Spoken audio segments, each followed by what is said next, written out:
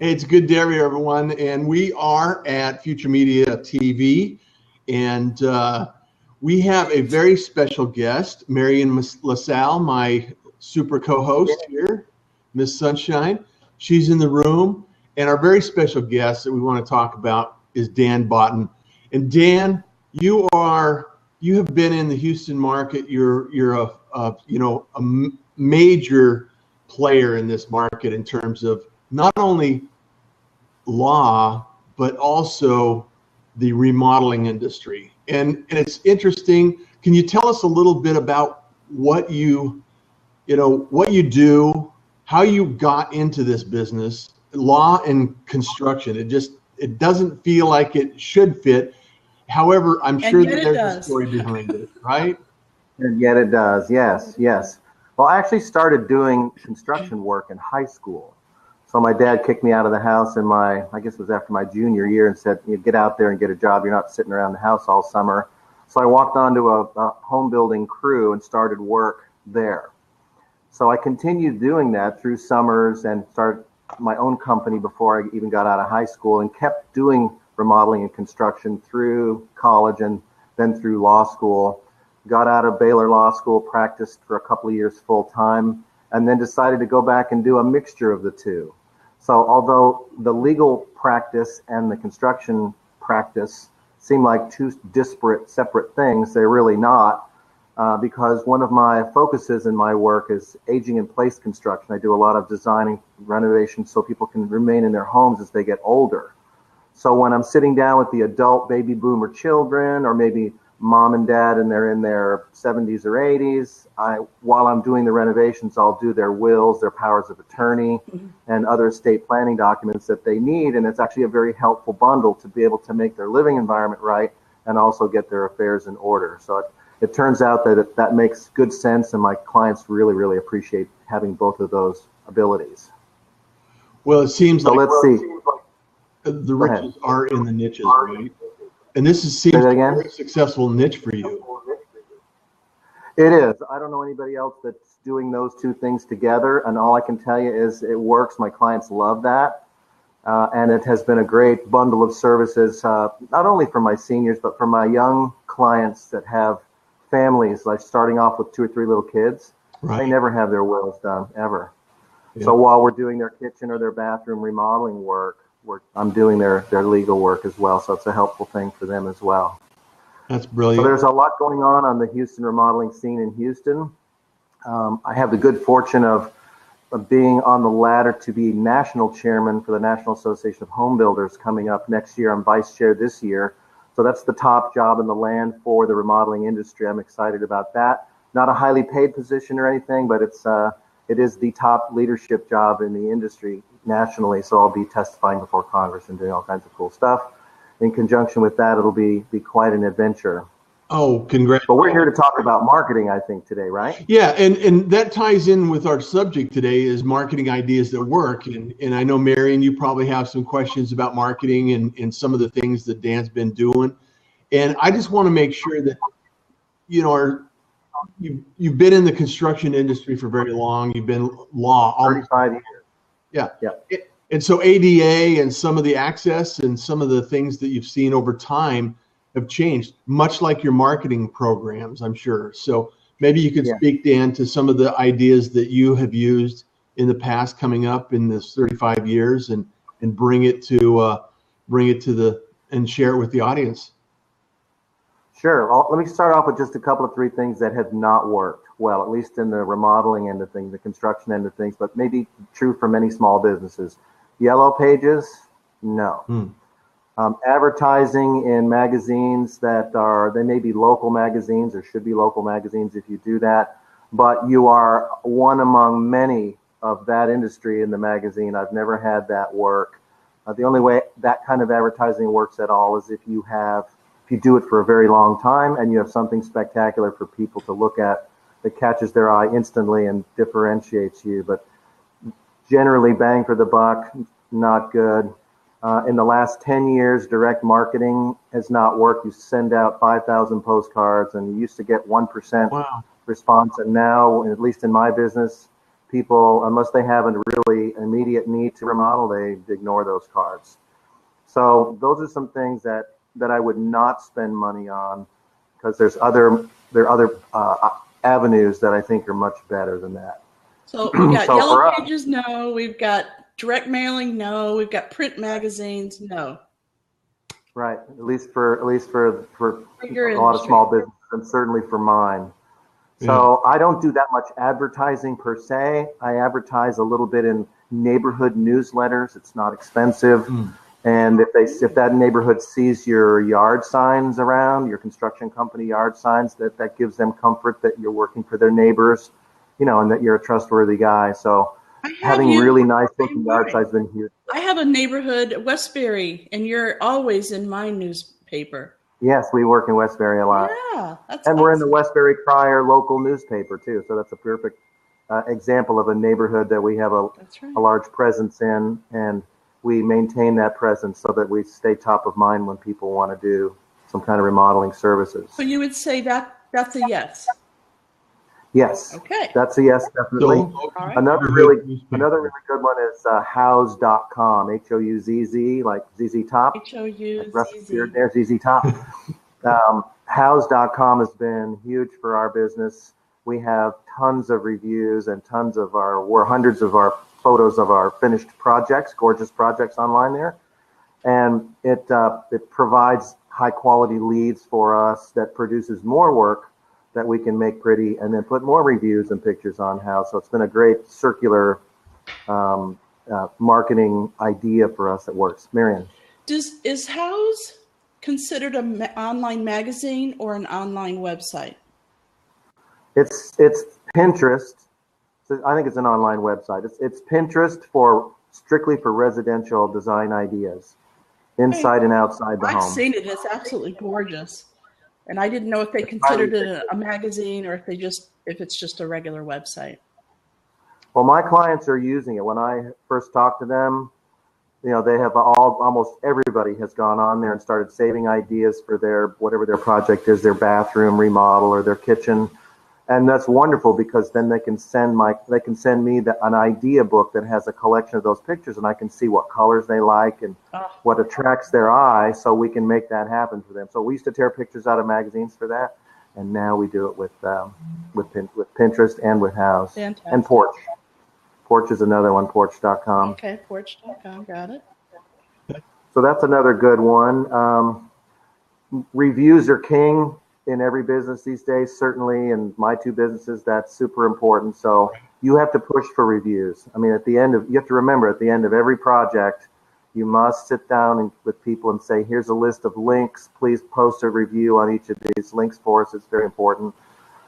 And get as many reviews out there as you can. Your reviews and ratings are, especially in the remodeling industry where there's so many bad apples out there, if you have a 5-star rating, people find great comfort in that, and they trust that. Can you tell us a few of those links? Yeah, we give people Google, obviously, City Search, Yelp. How do you spell City Search? It's one word, CITYSEARCH. Okay. Houzz.com is big. I think of what else off the top of my head. That's like 4, I think, right there, but we have 6 that I think we send out every time. But those are the ones that people would go to the most. Maybe Angie's List is another one. If they're subscribers to Angie's List, that can be good for small businesses as well, to have reviews there. Okay. Yeah. So reviews are definitely king. A monthly newsletter is also a really good way to keep a regular touch point with your existing client base. So I think a lot of small businesses forget to leverage the power they have with their existing clients. You are 7 times more likely to sell another job to an existing client than you are to somebody who hears from you for the first time. So small businesses that ignore that and don't create a database and don't regularly reach them somehow with offers, with postcards, with the monthly newsletter is a great idea. A monthly newsletter with some personality in it. Right. Those are great ways for them to remember that you're out there.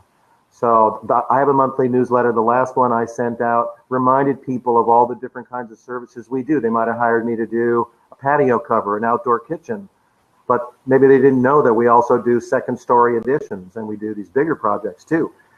Excuse me. So the newsletter is a great way to remind your clients of all the variety of things that you do. Excuse me. So that's a wonderful thing. So Dan, I want to clarify, you're talking about an online newsletter, not a newsletter where you actually mail it to them. Right, and it has to have a catchy little tagline, so, pardon me, so people open it when they see it. So that's worked well for us. We have tons of the month and personality in there. Say again? Give us an example of a catchy tagline for a remodeling company. Feeling flushed? Here's everything you need to know about toilets. About your toilet. I knew it. I knew you'd come up with some good ones. You know, the seat of knowledge, whatever kind of goofiness you can come up with about things like that. Videos are really huge too. Anywhere you can put a video in on a Facebook post, it can be before and afters of images of a project. It can be a short how-to video about something that you do in your business. People love that kind of stuff, but it has to be really short. It has to be under 2 minutes. Yeah. And it has to be of some value. And you save and collect those little videos and put them in create a YouTube channel. That's good for your Google juice, for sure. Well, that's kind of the premise of this show is the idea that we could actually help business owners like yourself get on here, share their authority, build some social capital, and get people back to your newsletter. So how would people get onto your newsletter? I mean, if they want to can they go to your website and sign up and you can send them? There's a click here to sign up for the newsletter button prominently on the super homepage. simple, remove the friction, kind of get easy access. Yeah, and sometimes we get people that will email or call, and they'll actually ask us, "How can we get on your newsletter?" And that's kind of cool to hear. Yeah, because somebody printed it out or they forwarded it, and it had jokes and interesting pictures, and they want to be part of that. So video is part of our equation, and I love the idea that you mentioned that. And I've watched some of your videos on your website, and it's really engaging, to see who you are, because like we tell everybody, you can buy the same service from different people, and video is the quickest way to actually accelerate that know, like, and trust element in your business. Yes. There's a lot to be said for chemistry. So if I call somebody on the phone that I've never met and they're a prospect, that's a very different experience than if they've seen my personality, what I look like, how I move, how I act. It's just a different chemistry if they can see you in a video. Yeah, it's a very, very people make opinions about other people in the first 3 or 4 seconds, of seeing how they behave. So why would you not do that as a small business? When Marion and I first met each other, doing a video meant taking out video camera and putting it on a tripod and doing a lot of processing of that video, and it was a lot of work. And now, you can shoot a video out in the field on your phone, and post it right then and there. It's amazing how much easier it's gotten. So there's really no excuse for a small business not to produce some of those videos. There's so many ways so many ideas you can think of things to shoot if you're passionate about what you do. I heard a statistic the other day that by 2019, almost 80% of the internet content being produced will be in video format. Wow. And I just thought that amazing statistic.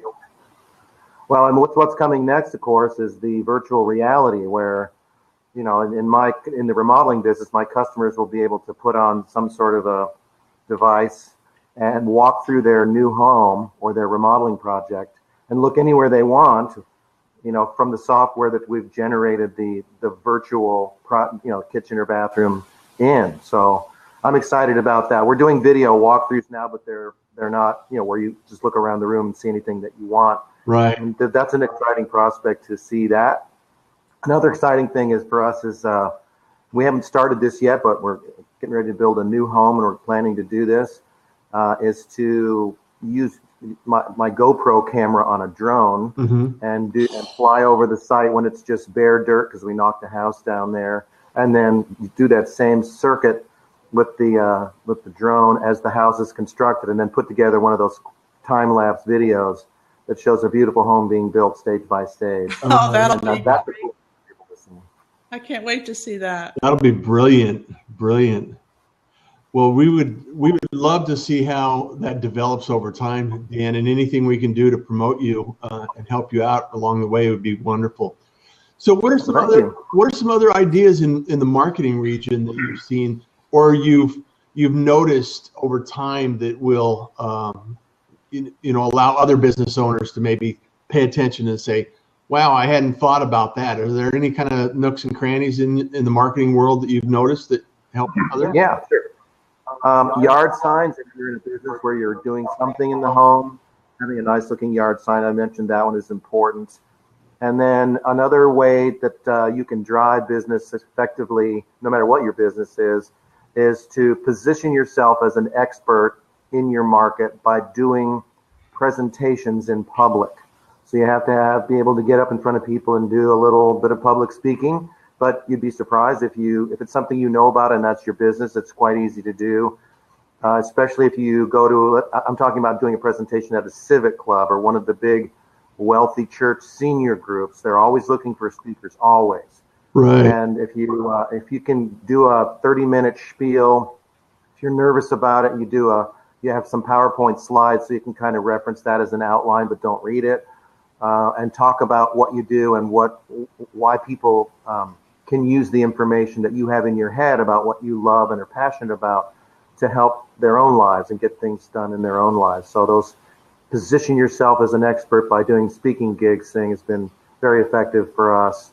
And it's once you get into it, it's a lot of fun. Once you have a little PowerPoint going with some photos or whatever, I mean, you can use the same thing over and over again and just update it every once in a while. So it's not a huge time investment. Right. It's been a very effective way to, you're the only person that civic club will think of that does remodeling or whatever it is, because you went and spent 30 minutes there and did some questions and answers with them. So that's been a good one too. Well, that's okay, fantastic. A couple of questions on that one. Yeah. Okay, so let's say, you get up the courage to go out and do a presentation to your local organizations, your different kinds of clubs, and there are many in every community.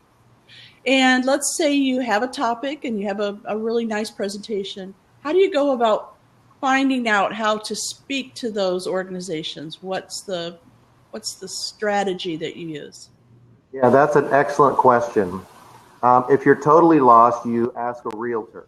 You ask a realtor because they know which neighborhoods have homeowners associations or not. So if they have, most neighborhoods, if they're of any size, will have a website. So you can Google the website. So you can Google Westbury Homeowners Association, for example, in your case, Marion. Or if you're not sure if they have one, ask a realtor.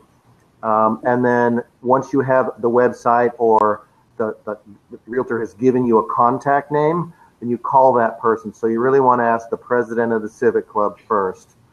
That's your entree. There's often somebody on the board who's in charge of lining up speakers. And they only have speakers quarterly. So, it's not going to be something that's booked out too far ahead, or, you should be able to get in there pretty quickly. But those are the best ways to find somebody to make the connection and pitch your presentation and get on the speaker list. Does that answer your question? Yes, absolutely. That's a great. Someone like yourself, Dan, who's been in the public eye. You mentioned before the call started that you're the national. Explain. You're the chair. I'll be chairman next year of the National Association of Home Builders Remodelers division of the National Association of Home Builders. And so, what is the focus of this group in the remodeling world as it relates to what you're doing? So we represent the interests of the remodeling industry nationally. So we're watching out for things for our members, like bad legislation that might come down from the EPA, and there's that sort of stuff that's intrinsic to our group.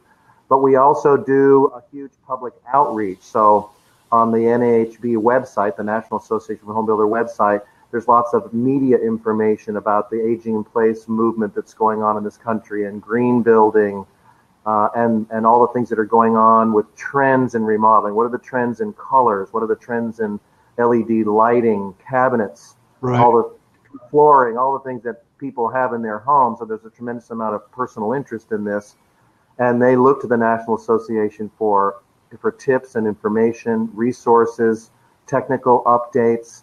So the remodelers, the NAHB remodelers, governs all of that and makes sure that we're putting out a high quality product, not only for our members, but also more importantly for the public at large, because the remodeling industry is more billions of dollars every year spent than new construction. That's how big the industry is. Wow. So there's a lot of interest in it. Oh, fantastic. So it's a big responsibility. I really congratulate you on that, and look forward to years of success. I want to kind of shift gears also before we wrap it up. We got a little bit of time left, and also maybe you could speak to some of the emerging technologies. You mentioned the flybys and taking video and doing some creative stuff.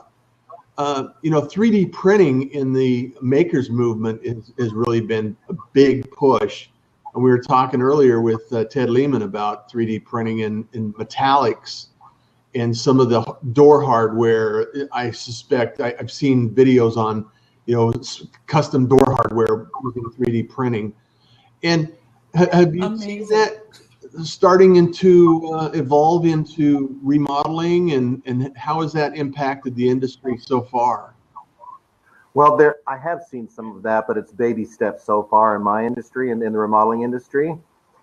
What I have seen is rooms that have been created on software, like a renovated bathroom. So this is what your bathroom could look like. And right now I'm showing people 3D renderings of that are photographic renderings or walkthroughs. But I've seen 3D printings of that bathroom, the after image of that bathroom, and it's all 3D. So the bathtub and the little shower head sticking out in the bathtub and all that is in different colors, and it's like it's really going to be. And you put this down like a little birthday cake in front of your client, and they can turn it around and see it from any angle. Right. And it was a 3D printed rendering of what their bathroom was going to look like afterwards. So it was very cool, but it was also pretty crude. So I think until it gets more sophisticated with materials that are easier to manipulate color and texture on, it's probably not going to get widespread use. I'm amazed at how inexpensive it's gotten. It used to be, $25,000 if you wanted any kind of 3D printer. And I saw one at Home Depot last year. They had it sitting there on the table at Home Depot. So. Well, I was fascinated. I saw one that was actually 3D printing a house with concrete. Oh, no. Yeah. It was actually printing out concrete, and it would go through and it was doing layers around the entire house. And then another one was building a home with cardboard. It was emergency shelters in cardboard. And then they would build this structural cardboard, and then they would coat it with waterproof finish. And it was a full, it wasn't a big house. It was like a tiny house, but it was still a house. And I thought, wow, just the innovation that's coming out. You don't normally think of innovation as in the construction industry. However, there is a lot of innovation in the construction industry. Oh, there is. We've had panelized homes for a while where all the walls are made up ahead of time, and the roof, and it's like Lincoln logs or something. You put it together as a kit. I built one, and it's highly energy efficient. And I grew up in the construction industry, and my father, the second to the last house he built was that. Came in on a semi. We had a crew together over the weekend. The whole house was up. The roof was on. and we started Wow. sheeting it and sheetrocking that following week. So Amazing. Amazing process. That sounds better than the cardboard. I don't think the cardboard house would do well here because that's like termite food, and we're kind of damp and humid here. I was thinking that's carpenter bees. I just some of those things of thinking outside the box. It's much like marketing, right? Sometimes we have to think outside the box, and one of the things that we're excited about, Marion and I, is offering the opportunity for business owners to have their own show. So we can talk about these things, get people's minds open to the idea that there are other options. There are other avenues that you can actually think about as it relates to sharing what you know, explaining what you do, and showing people that you're a real person. And hey, you're just out there rolling up your sleeves and doing what you're doing. So yeah, great idea. It's a pretty exciting, I'm excited about the time we live in. Me too. Well, thank you for letting me dip my toe in the waters of your video universe. Well, I love the fact that Dan was with us back in the day when we first started doing videos. And he's right. We used to haul all the equipment out to his customers, and we would make sure the lighting was right, and everybody had to have a microphone, and we had all this equipment, and it was a big deal. And then that was just the beginning. Right. Then we had to take the video back and do all the adjustments and the editing and bumpers and all the things that you have to do. What I love now is the realness. Okay, this is real. It's live. There's no editing. If you say something unusual, well, oh well. Right, that's live TV. It's just the way it is. So I think the audience, okay, the people who are watching us have demanded this, because we were so polished for a while that people got tired of that, and they knew it wasn't real. And especially with websites, we were to the point where we didn't know if they were here in America or they were somewhere else. Everything was so behind the curtain. Yeah. And I love the fact that we're now exposing everything. We're real. We're real people. We're real business owners. Yeah. And we're out here showing you exactly what we're like. It's like Dan said earlier. Huh? Well, it's like Dan said earlier. You mentioned, Dan, that it's easy for people. It's easy access, because now a person can actually take their phone, create a video immediately, and have it posted. Easy access. It's very simple, very quick, and it's available. So people are getting used to that availability and authenticity. So we're actually using video now to help us pre-qualify clients before we even go out to their houses. So this is a brand new idea. We just started this in the last quarter. Someone will call us with a project, and we'll ask them to, let's say it's a kitchen remodel. We'll ask them to take some still pictures, stand in the kitchen, take some still pictures, and then shoot a video a short video, just 30 seconds or less, and then pan around in that room that they want to change and say what they don't like about it and what they want to do with it. Uh-huh. And it tells us a lot about their personality. Are they going to be weird to work for? Are their ideas good? Are they crazy? I mean, like we said, when you see the video, you get a lot more chemistry and information that you can use to decide whether you want to go out to that house and visit those people or not. Oh, that's and so whether true. They're serious. And I mean, a lot of good stuff comes from shooting a short video. And people these days most people know how to do that and attach it to an email or to a text or whatever and send it to you. And that's super valuable information on the sales side of the business. Love that. Right. Yeah. Yes, because the longer you're in business, the more you realize you don't want to work with certain types of people.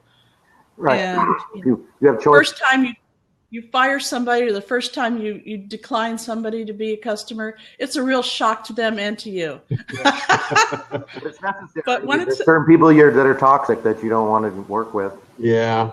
That's right. And just to wrap it up, we're at the top of the hour now, and I want to make sure that everybody. Dan Bawden is both a legal professional and a remodeling professional. Been in business for 35 years. We enjoy every time we see and catch up, Dan. And how do people get a hold of you, and how do people stay in touch with you? Well, you can always subscribe to the newsletter, but let me give you our main business number. We have a showroom that you can come tour also in Bel Air on Locust at South Rice, 5008 Locust Street in Bel Air. Our business phone number is 713-723-8850. Repeat that. 713-723-8850. That's our main number. Or you can Google Legal Eagle and you'll find us easily online. So there are a number of ways to get a hold of us. We have a pretty big presence online. If you Google Legal Eagle Contractors, you'll certainly find us that way. So we invite anybody that's interested to come do the tour of our Universal Design and Aging in Place showroom. We've got a lot of awesome ideas there, and would love to meet any of your viewers and see if we can be of assistance on the legal side or the construction side. Fantastic. Well, it's always a pleasure to see you, Dan. And likewise. Thank you, Russ. Marion and I and Future Media TV and the things that we're doing, it's anything we can do to help out and promote your business. We really appreciate it. The replay of this can be found at Future Media Association, and you can click on the show at Future Media TV. We're here what is it, Marion? Every Tuesday and Thursday. Tuesdays and Thursday. At 8:30 a.m. And we bring in business owners that share their ideas, their marketing ideas that work. And it's an exciting time in what we're doing. And I love to see this video marketing online presence grow and grow. So Marion, anything else? I gotta go see some of those other videos, what the other business owners said. But I can pick up some good tips. It's a content marketing machine. It literally is, Dan. Yeah, think about this. Great. So as we close, all business owners should think about this. One video. Okay, that file now can be so many different files. We can take the audio out and we can use it as a podcast. We can take the words out and use it as, blog posts and ebooks and Amazon books, things that you could give away. There's so many different things that you can use this file for, and then you can share it out time and time and time again, over and over. That's something else fairly new. Russ? Oh, I was just going to say, and then drive people back and get them on your mailing list as well. There you go. That's key. Yeah. It's been a pleasure having you on. Thank you, Dan. Thank you, Dan. Thank you, Bye, everybody. Thank you, Marion. You're the best. I can't wait to see more videos. Okay, bye-bye.